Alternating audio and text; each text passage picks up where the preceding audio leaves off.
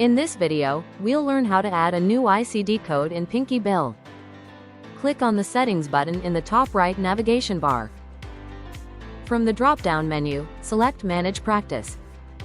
Choose your desired practice from the list. Click on the ICD Code tab. Click on the Add New ICD Code button.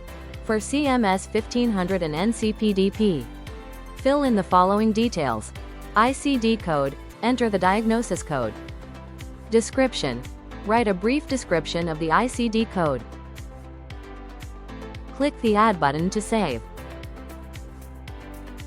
Your ICD code has been added successfully.